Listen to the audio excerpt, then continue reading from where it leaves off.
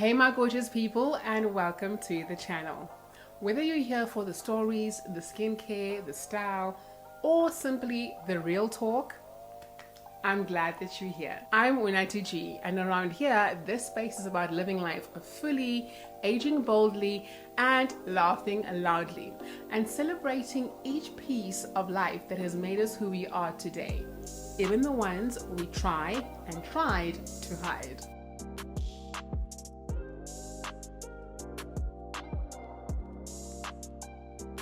Welcome to Ishi Maisha. Ishi Maisha means live life in Swahili. I am unapologetically, umavuso, ombetwane, ongungwini, ontimela, ombanjwa, and ndilikubelo lika Poland Nimrod Gwija, who is late, and uTembeka Lilian Gwija Mutiba.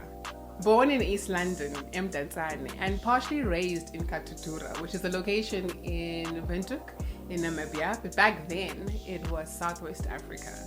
And reinforced Mdantsane, because the girl came back. I'm the flamboyant, crazy last born in my family, and I was raised by umagazwam, who also happens to be the last born and was also flamboyant from her family. And she raised me as her own child while she was nursing and working in Windhoek as a nurse. Now, here's the plot twist. No Xhosa, no English. I have my own cocktail of languages, which were Afrikaans, German, and Oshivambo. So when I moved back to East London, Mdantsane, my siblings and my family were like, it's not make sure, because utin lomdan, the languages, the barrier. So that is part of my life and part of my upbringing and some of the drama, the telenovela that I carry and have. And most of the time we had to have our mom on speed dial using the landline. Ring ring. So we can't hear umntwana kuba uthini na. Egori batalaseni. Translate. So that was the situation. And a whole bunch of drama. Like I said, do you like it? And the extra spice. So growing up in Katutura was wild, like a serious wild show, because let's caption it as baboons and bikes. The story is learning to ride a bicycle in Katutura is crazy, because in Namibia, most of it has sandy soil and it gets very hot. Very, very hot. And here I was learning to ride a bicycle. I think I was on my third nyauza, nyau, nyau, nyau. Yo, girl, missed something, and I literally took a dive through the sand. It was not pretty. It was not pretty at all, because there's sunburn and then there's something called sandburn. No. That is something else completely different. And that was me learning to ride a bicycle. And it stopped me in my tracks right then, up until I decided to learn to ride a bicycle in my 40 plus. So there's a video on my channel about me learning to ride a bicycle during lockdown. But yeah, that's me and learning to ride a bicycle. So the baboon. Yes, guys, you heard me right. Baboon. We playing as kids, and to get to the other side or the other block is quite a long distance to walk around. So we would take double ups to houses. And to get closer to the house we were going to, we had to double up as a pet. And there we are, I think A few kids go through and it's my turn to go through. And I don't know what happened because up in the hospital and I had a big fat bandage on my finger because Ukel got bitten by the baboon. If that's not a drama-filled childhood, I don't know. I don't know. Bayafika njani kum? Bandafika njani esibhedlele? I don't know. I blacked out. And that was it. Yes, that was part of my drama. Some of my drama. It's not the one story, there's a couple. But yeah. Caption: baboons and bike.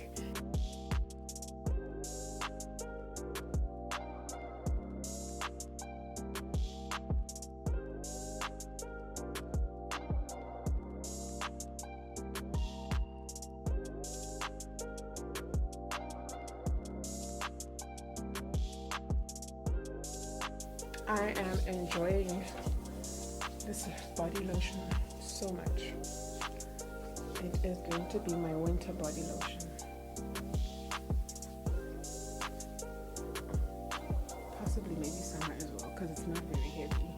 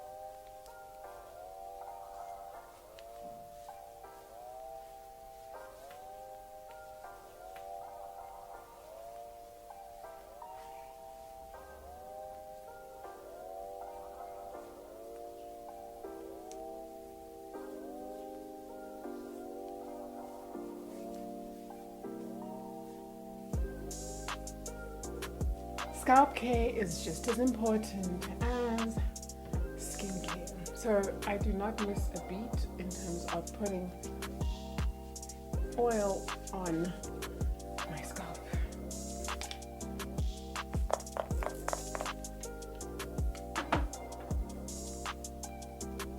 It's 1985 and I come back to South Africa. Zero isiXhosa, zero English. My head is full of a cocktail of languages that nobody ekhaya can understand. So my siblings and Nam, we are all looking at one another like, eh? Yeah, cocktail of languages is not cutting it because things stand out. Andiva, angoziphendula, angozithetha, because the language borders, visas, combos are not communicating. The other problem is my mom is trying to get me a school.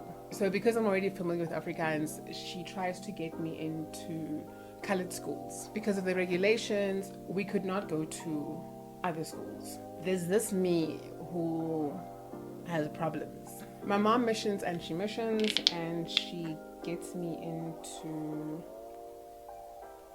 a colored school, St. John's Primary School. Of course, that was and another add-on to the story is that because I was taught in Afrikaans in Windhoek, there's a problem with me going to the school because they teach first language English. So I've just passed sub A, which means I need to go to sub B. But because Ukel cannot comprehend English, I had to go back a grade so I could learn English. Yo. But a joke, or the most interesting part, is that when I'm home with my brother and my sister, Asivan,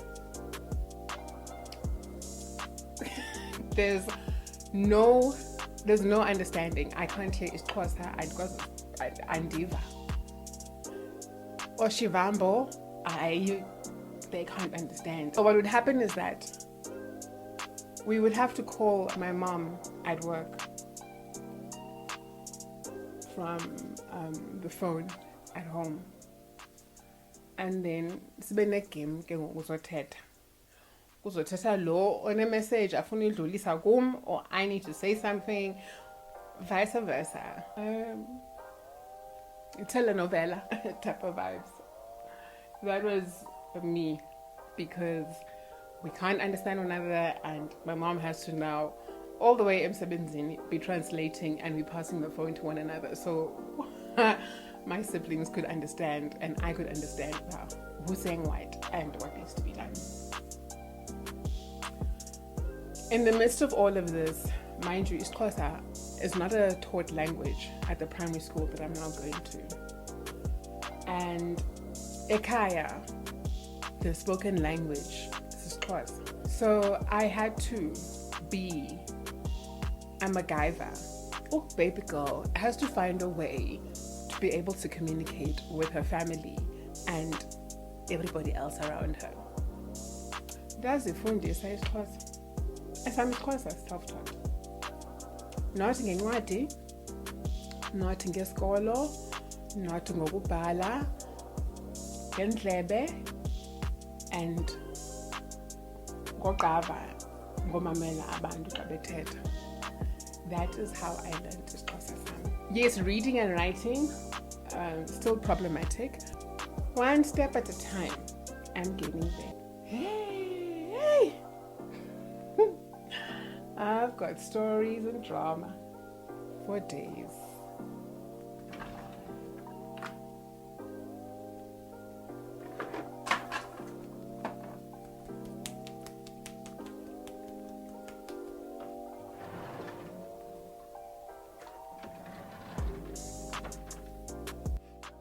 So in 2019, I had a full circle moment and I went back to Namibia as a grown adult. This was so surreal.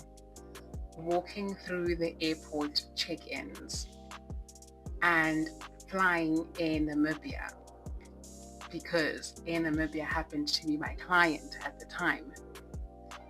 One of the ladies who I was working with, who went to the same primary school that I went to, she probably could have been my senior if I'd stayed longer, because she was a few standards ahead. We went to Katatura, took me through a tour.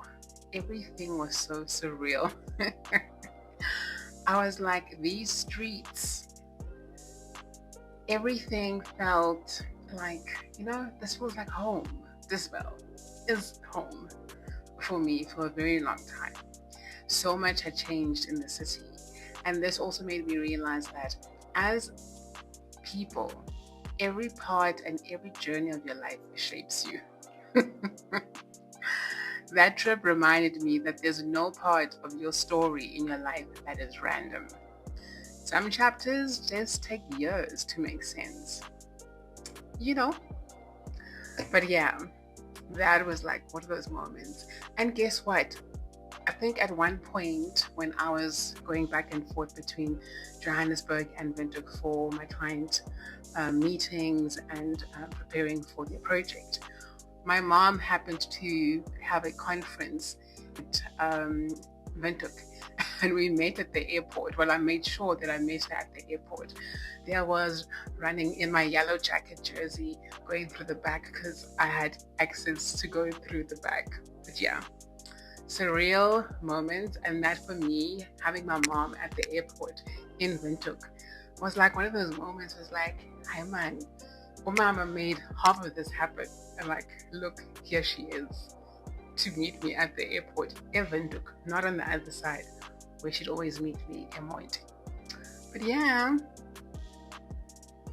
Your own journey, your own story, definitely. That 360, that full circle makes sense.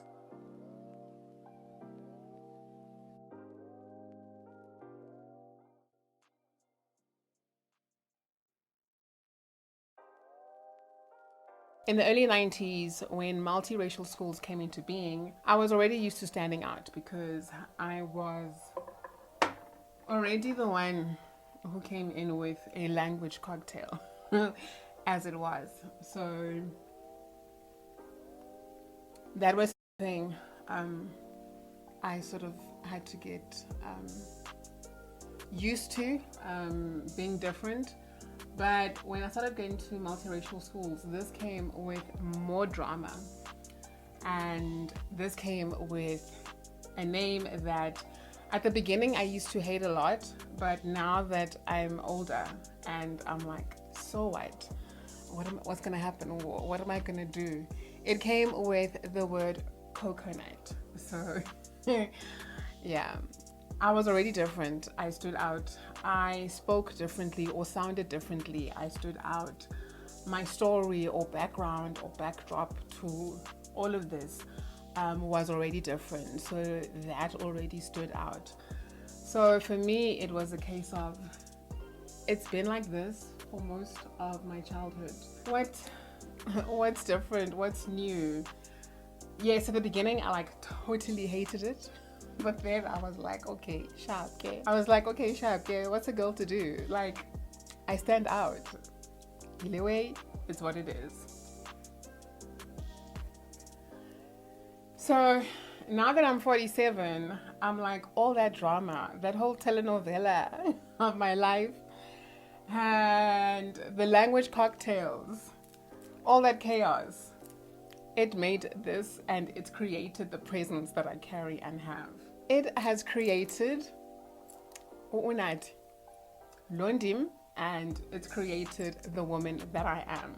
It has created the bold me, the quirky me, the rooted me, and the spicy me, the girl with a little bit of spice. Yeah, my family will tell you about my spice because sometimes my spice used to creep out. But yes, all of me and my whole story, this is what has happened. This is the creation. This is me.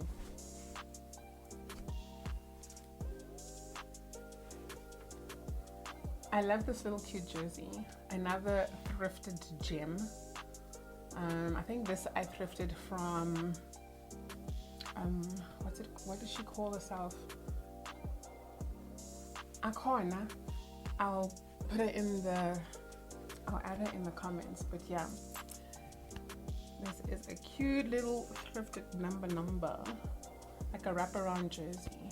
So it's just cute for these autumn days. Ew. Okay. All right.